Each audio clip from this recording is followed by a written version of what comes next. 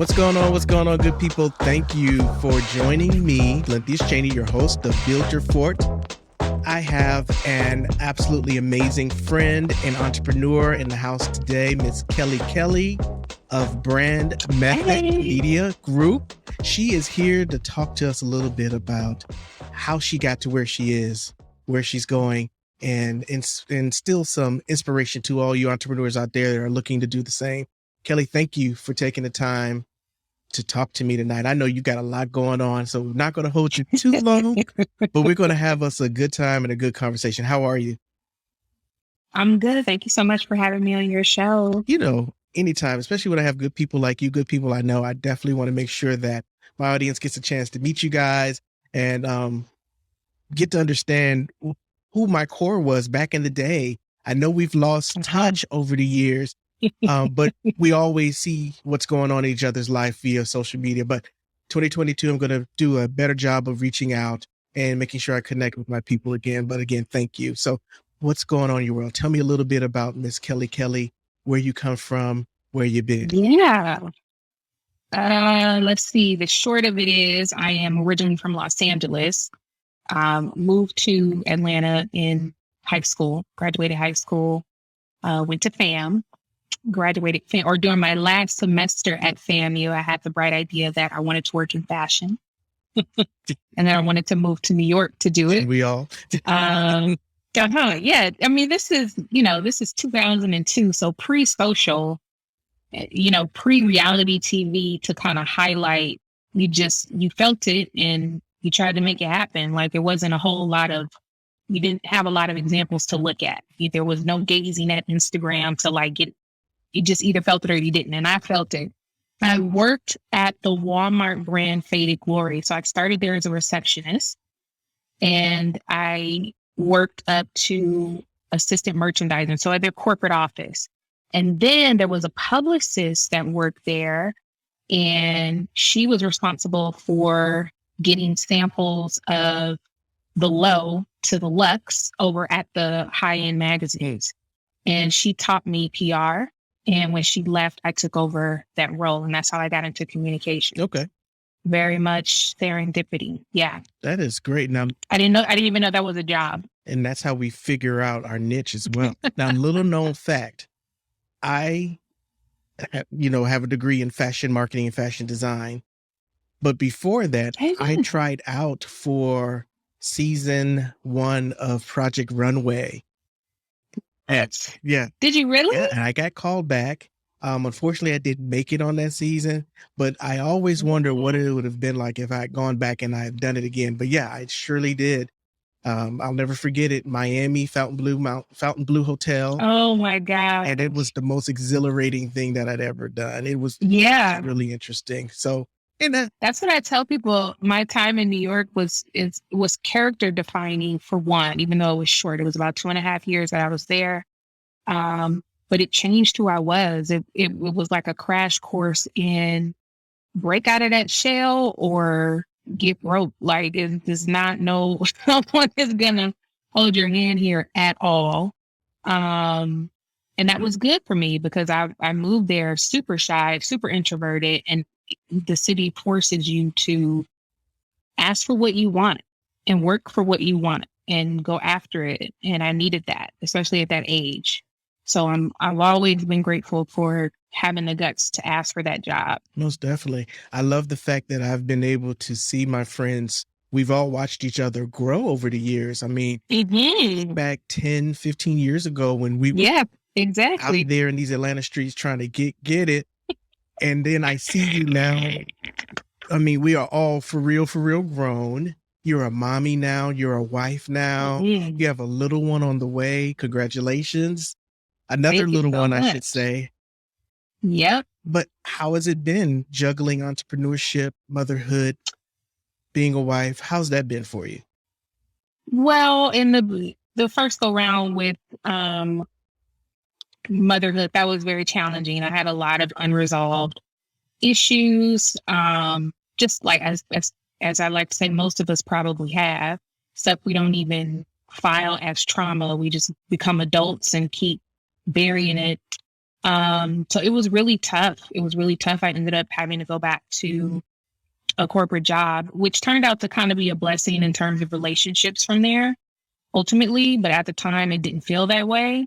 It felt like failure. It felt like um, a million steps back. I mean, it was really, really rough.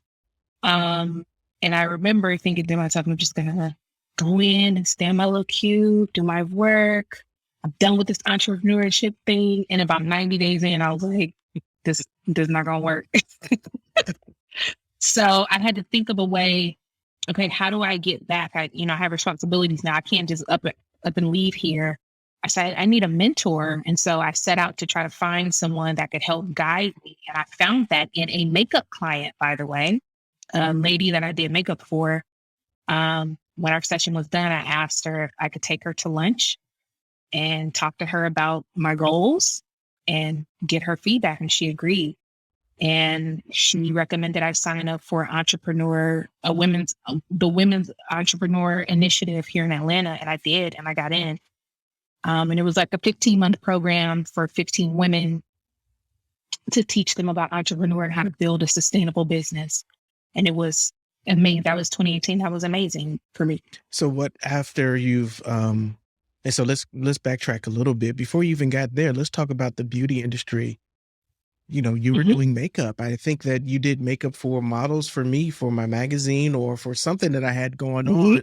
And it's one of my many projects. And you spent many years doing makeup, right? 7 years. Yeah. And I got into it through our mutual friend, Scooby West, who is like a brother to me. And he tapped me on the shoulder one day and said, you do your makeup nice. You should come work with me. And I was like, well, I know my face. I've been doing my own face for years. I don't know these people's faces. He was like, I could teach you that. And we were off. I mean, in thick as thieves every weekend for several years, weddings, photo shoots, a couple of TV shows. Like, it was a good creative outlet for me. I enjoyed it. The big push to stop was definitely COVID, just for proximity reasons. But I think the last person I did was in February of 2020. Wow. That was the last makeup client that I did. But I think I was kind of personally coming to wanting to end it. It didn't feel as fun for me necessarily, but I did it for about 7 years. And I think that was a pretty good run. And I really enjoyed it. Being a part of someone's biggest day is cool. Like, it's a wedding day. Like, you get there, they got mimosas going. It's a good time. The girls are feeling good. So, doing that was a good time. And it only required my weekends. And so then I could pursue my other things during the week. So then you went back to corporate America for a little bit, and then you pivoted again back into entrepreneurship. Once you went through the 15-month program, what type of skills do you think you learned during those 15 months? I think the biggest skill the skills I learned were certainly more along the lines of proper financials, like no longer running away from the business plan, like, which is something that a lot of entrepreneurs do. Like, they just kind of like start doing business, and then it'd be like, well, do you have a business plan? Well, no, I'm just going to keep trading time for money, or like keep selling stuff and like hope for the best. The business plan is intimidating. And for me, one of the best things I did, I was faced with it in the program, and it was like, okay, first of all, you have to submit a business plan to get in here. So I had to sit down and like look at it and just be uncomfortable and like figure it out. And of course, there have been reiterations of it over time, but that piece helped me to understand business more. It also taught me the biggest lesson that I share with any entrepreneur is that just because you're good at something, that doesn't make you a good business owner. Being a good hairstylist doesn't necessarily mean you should open a shop or that you should be running a shop. Being good at digital marketing doesn't necessarily mean you should be running a business. It's kind of two different skill sets. And that was a real big lesson to me. Wow. So you graduated from the program. Were there any grants or anything that were awarded? Did you get any? You don't have to tell us the amount, but were you able to, kind of finance your next step, I should say? Uh, to be honest, no, but I'm a person who believes in creating opportunity. And so I'm going to work a room. And from those circles, yes, there were opportunities to get clients or meet people or that type of thing. So that was fine for me. But that was my mindset. I don't care what we're doing as a group. I'm going to work the room and I'm going to figure out, I don't care what they said we were going to do. I don't care if we promise. If we get there and that's not the deal, okay, am I going to sit here and cry at the table, or I'm going to get up and go talk to some people? Gotcha. And that's what I did every time. We did a lot of things as a group, which was great. And sometimes what we were told we were coming into may not necessarily have been the case, but it was like, okay, so now what? Yeah. We sitting here, we mad, or we about to make something happen? What? Now, I'll tell you my personal, and I'm glad to hear that, because that's a quality that it took me a long time to learn. My friend Darcy Harris, do you know Darcy? No, Darcy. Yeah. Okay. So when I started my magazine, Darcy would pull me, call me, come on, you're going. There's no way anybody's going to know anything about your business if you don't get out there and meet people. And when I tell you, she had me from Buckhead to Stone Mountain, everywhere, anywhere. And I had to learn how to approach people and talk to people, because I felt like, okay, it's that imposter syndrome. Do I really know what I'm doing? Yep. Who's going to believe in what it is that I have? But if you don't believe in it, nobody else will. And I know you took those skills and your belief in what you wanted to do, and those people were willing to sign up with you with your business. So Brand Method Media, that's right, business. Tell us what you do and how you came up with it. Sure. And I'll tell you one quick story because it applies to what you just said. And I always tell people this. The last time that I allowed myself to succumb to doubt was at a huge video shoot in New York. It was for Bad Boy, all of Bad Boy. It was for the Biggie duet song. Diddy pulled producers, writers, everybody, artists, past and present, were to be there. It was at a really big loft in Chelsea, or Tribeca, sorry. It was somehow, because I was dabbling with styling at the time, fashion styling, someone called me to dress two of I think they were producers. So they weren't like, I guess, face recognizable talent, but they still were going to be on air, so they needed to be dressed. I pulled the looks. I get to the shoot. Olympia's. It was from 8 p.m. to 8 a.m. That was how long the shoot was going to last. I walk in this loft mansion looking thing, and I'm immediately intimidated to the point where I didn't speak to anybody. And I kept telling myself in my head, you're going to regret this. You are absolutely going to regret if you sit in a corner like a little wallflower. I mean, Diddy's right here. Jacob the jeweler is over there pre-arrest. I mean, Zach Posen is over here. Like, and I'm in a corner. And I did that from 8 p.m. to 8 a.m. And I've always regretted that. And I left there in the morning and I said, you can't do that. That was such a waste. I mean, no, you're not going to walk up to Puff and like stripe a comment, but it's all a Bad Boy fashion. That, like, you could have talked, you could have mingled, you could have, and I did nothing. And I always regretted that because I knew better and I just couldn't fight the imposter syndrome, insecurity, regardless that somebody called me and believed in me enough to come dress these people. I still felt like I didn't belong there. I still felt very intimidated. And so I sat in the corner for 12 hours. You're not alone. I've been there. I believe I was with Darcy, either at the Four Seasons or one of the W hotels. And somehow we ended up sitting and having drinks with Charles Barkley. And I didn't know what to say. Here I am with, Mr. Businessman himself. And the next time I saw him, he didn't remember me. I saw him at the Publix in Buckhead many years later. I said, hey, Mr. Barkley, just Charles. But unfortunately, I didn't make a connection with him that first time. And He did not remember who I was. Yeah. But I still said hello. I didn't have anything going on at that time. But I always remember, just like you, that I didn't take an opportunity to sell myself. And let's tell people out there That's the right. importance of selling yourself and taking the opportunity. What words do you have around that?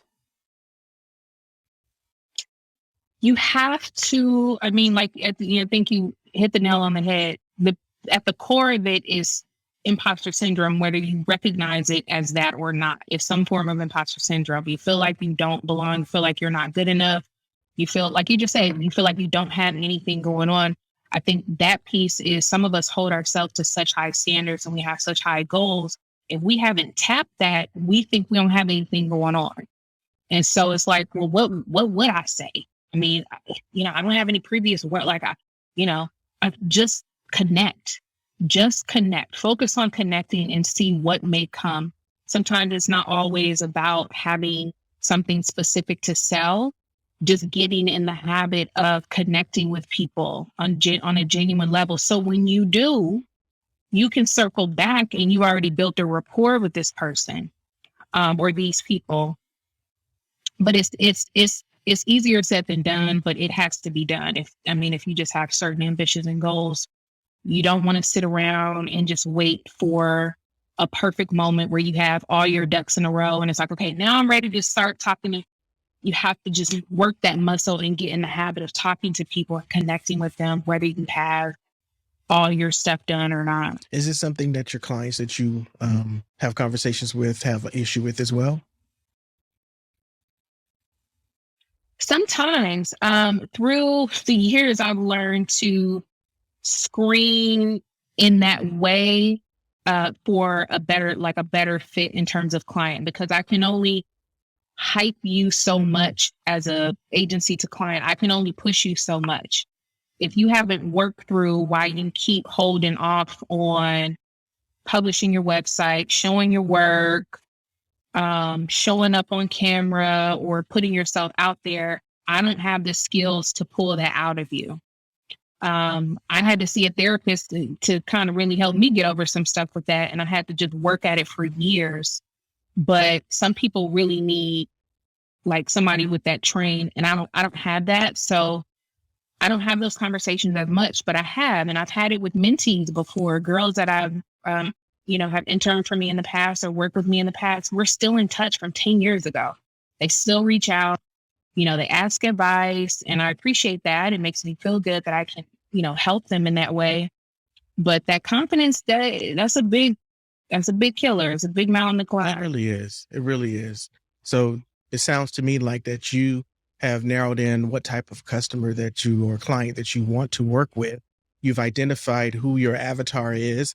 And of course, this has got to be someone who has already gotten through those humps and you're there to take them to the next level. Yeah. Somebody taught me something a long time ago and said, you have to have coachable clients. And basically what that means is that they have to trust my company to a certain degree. That doesn't mean they blindly accept everything that we tell them in terms of strategy. But we are no longer in the space of fighting people about showing up on social media, how you need to show up on social media to get results. We're not having that argument.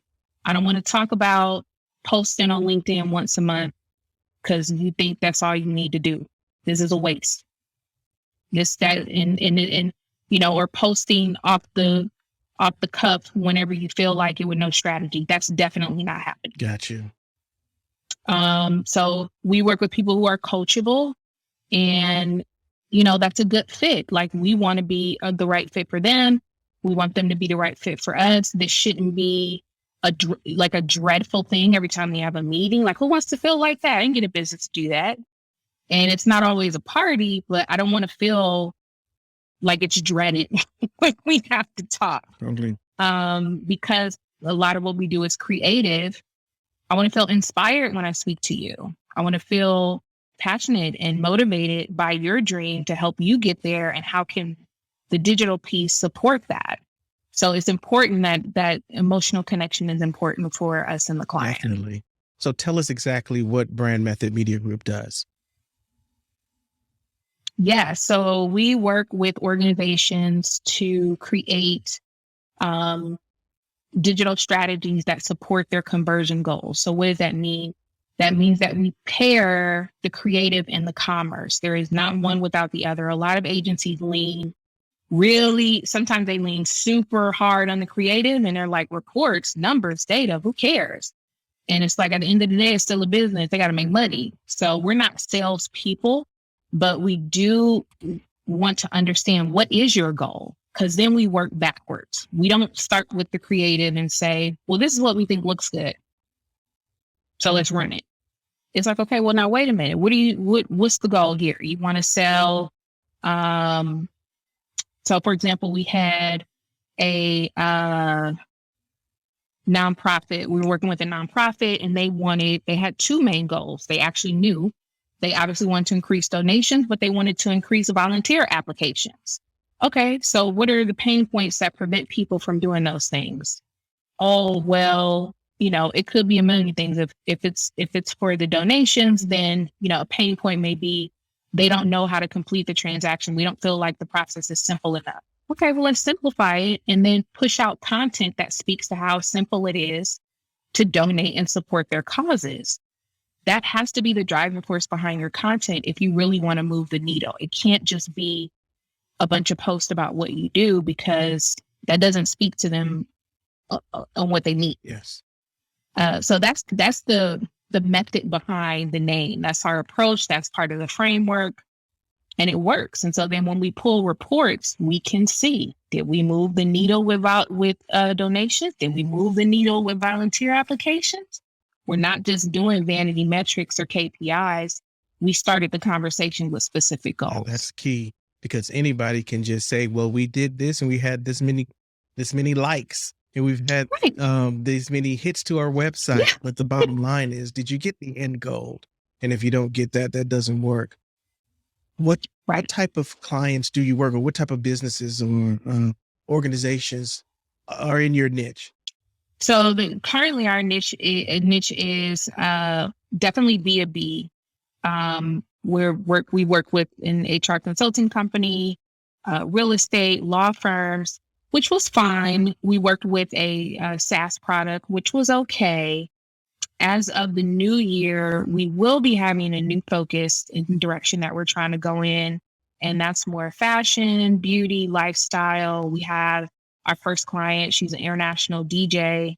And she's got big goals, a big audience. She's a big personality. And I never thought I wanted to work with people until her and I connected. And then I felt that connection, and it was like, yes, I'm picking up the energy about what you're passionate about, and that inspires my creativity to strategize to support that.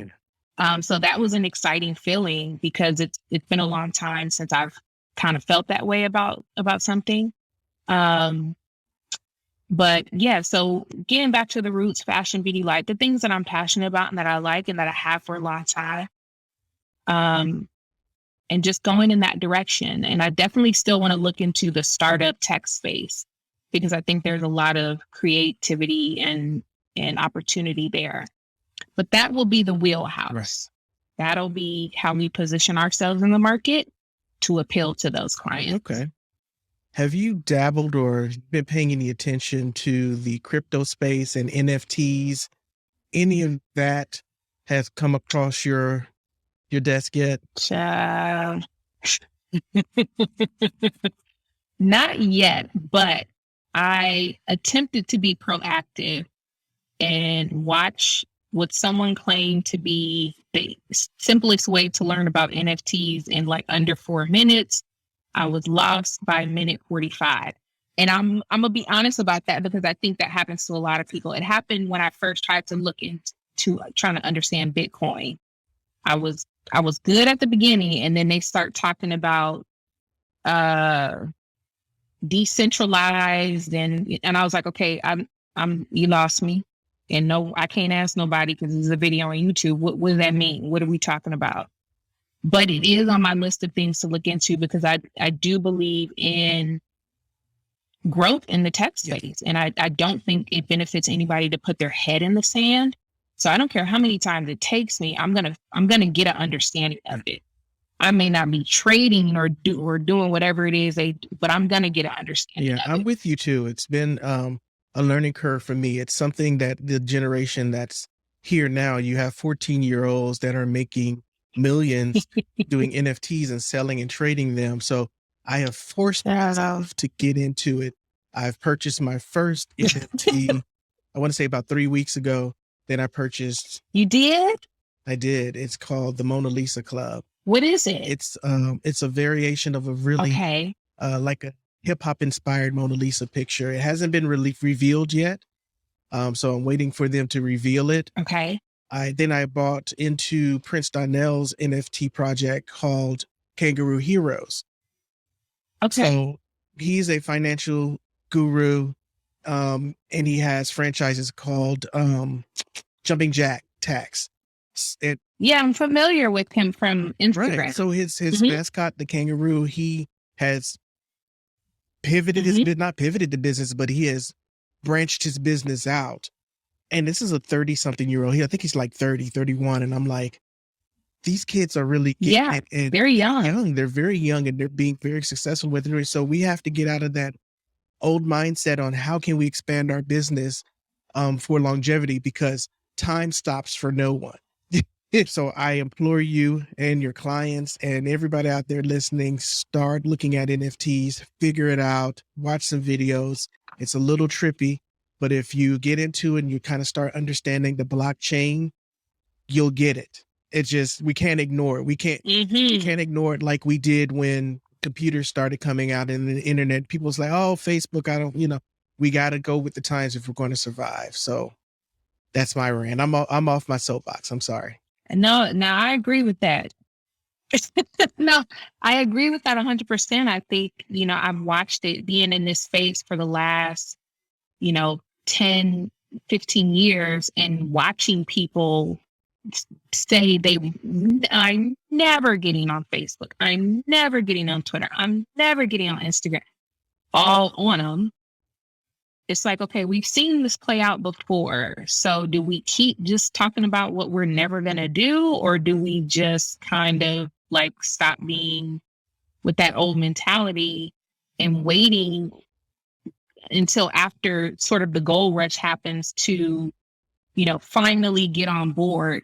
Well, if you're a business person and you have ambition, you can't afford to just kind of like cancel stuff and be like, no, that's not happening. Certainly not in the tech or IT space. You have to keep your eyes and ears open and do the best you can to have some understanding of it. Because I wanted to work with startups, I took a course 2 years ago to learn how they worked. And it was through a program called Venture Deals. It's free. It comes out once or twice a year. It's intense. It's a 7-week course. It's no surface, you watch a video for 5 minutes. It's very intense, but you leave that course understanding how specifically you hear about people having an IPO of X amount of millions of dollars, and then the owner or the original founder is going broke. That was probably the biggest lesson to me. I was like shocked when I learned how to do a cap table and like how they could end up broke. I'm like, yo, that's crazy. Like how that whole thing works. And I don't have any aspirations to do a startup, but I felt like I needed to understand how they work if I wanted to work with startups. I believe, and I love this series. No, we've been talking about it on Facebook. Secession. I'm obsessed. Ooh. Hey, Logan, Logan is ruthless. But there are key lessons you learn in shows like that, Succession, Billions. You just kind of pick up on these little nuggets that probably, even though it's a show, derive from some level of truth. Like somebody consulted and was like, yeah, this is kind of how it works in this world or that world or, whatever. So it's interesting. I'm always picking up little gems from shows like that. I am too. I was like, wow, that's really how it works in the real life. They're not making all of this up. Some of it is a little exaggerated, but for the most part, yeah. Exactly. Does the media really control the White House? We're not going to go there. It's coming from somewhere. I think it does. Well, we could, you're right. That might be an offline conversation, but it do. Yeah. Definitely. Well, Kelly, I appreciate your time. Thank you so much to impart your wisdom and talk a little bit about yourself and your business. This is like, I love these conversations. And one thing that I'm going to go back to for a second before we go, is Yeah. like, I don't know how this happens with this podcast each time, but we always end up talking about one key thing that I think everybody in the world has is those unresolved traumas. We all have them. And if we don't resolve them, they're going to hinder us. And thank you for being transparent and bringing that up. So I just want everybody to know that if you don't handle that, it's going to keep you from moving forward. And you've made light of the fact that you were recognizing that you had some things and you had to go see somebody and you're taking care of yourself. I applaud you for that. So thank you for being transparent in that way. Yeah. The two things I want to say about that is that because I was reluctant to it as well until I got in therapy, we don't always think of it as trauma. Sometimes it takes somebody else from the outside to look at you. And as you're telling them, because this happened to me, I started with therapists 2 years ago. The first few weeks are just kind of this emotional, at least for mine, was like this emotional just release. The therapist saying, let's go back to the beginning. And you start sharing these things that, in your mind, you're like, it was kind of messed up, but it's just the way that it was. I mean, you had to move on. You can't stop and fall apart. You just got to keep pushing. The therapist is like, that's trauma. And you're like, I mean, it was messed up, but is that trauma? Yes, that is trauma. I think we tend to only classify trauma as either sexual abuse or some sort of real physical abuse, like you were hit or beat up. There's in between stuff. This is where I think people start convincing themselves that they haven't had traumatic experiences. Anything, from poverty to abandonment issues. And then when I say abandonment, it doesn't mean your parents literally left you in a trash can. It could be a strained relationship with a parent. All those little gray areas can be traumatic, but if you don't talk to somebody, you just keep moving, and that's a survival thing. It's like, okay, yeah, we uprooted to Atlanta in high school, but I mean, and the therapist is like, that is traumatic. I'm like, is it? Yes, girls.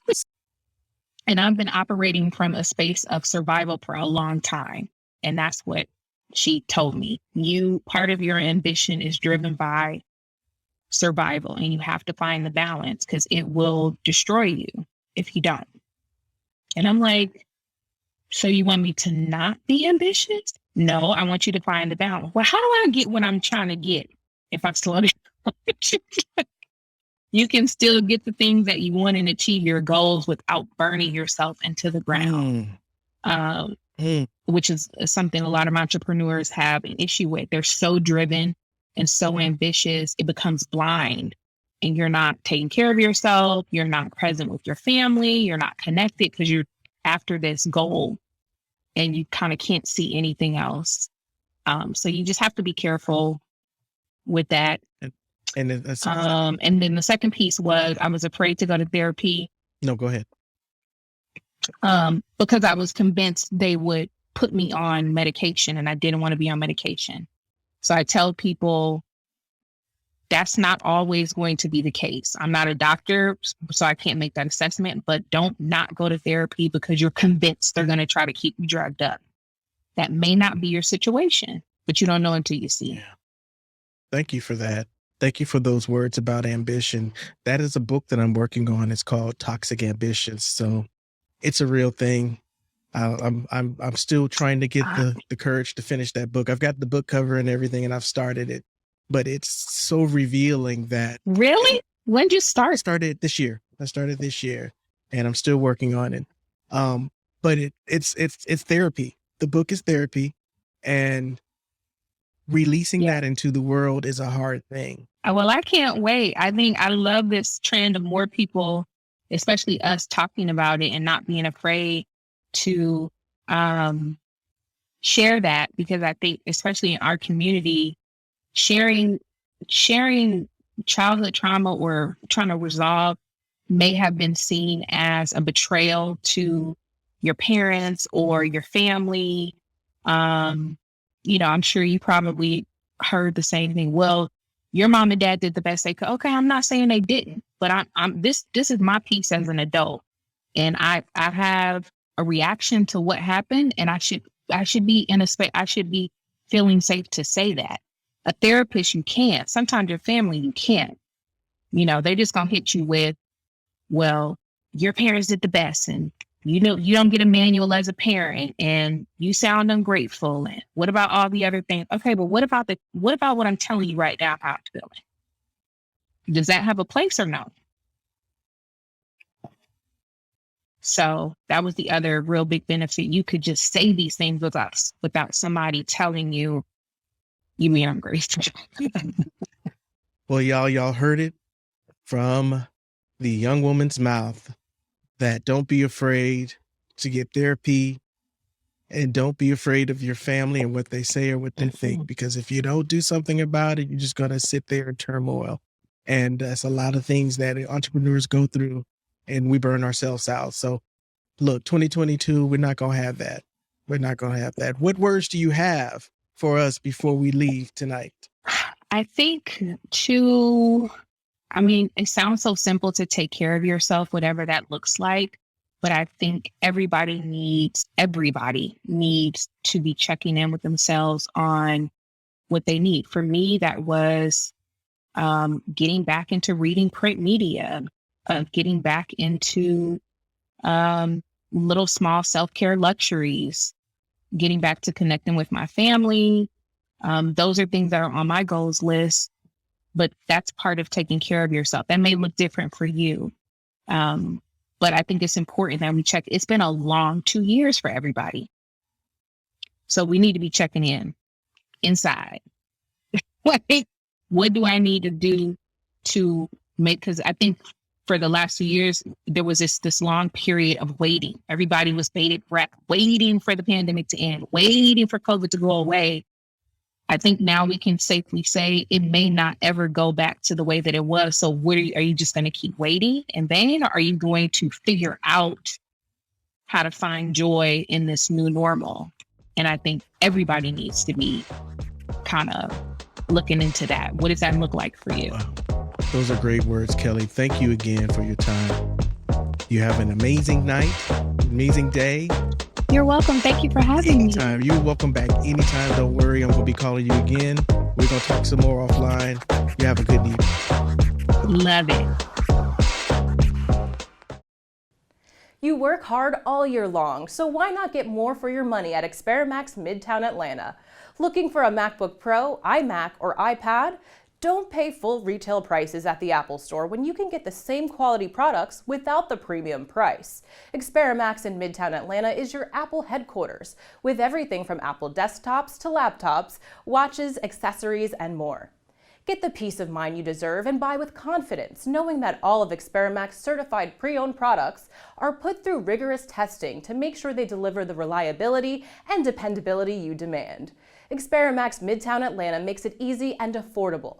Plus, you can trade in your old devices and get an offer right on the spot. So shop smarter and save money only at Experamax Midtown Atlanta.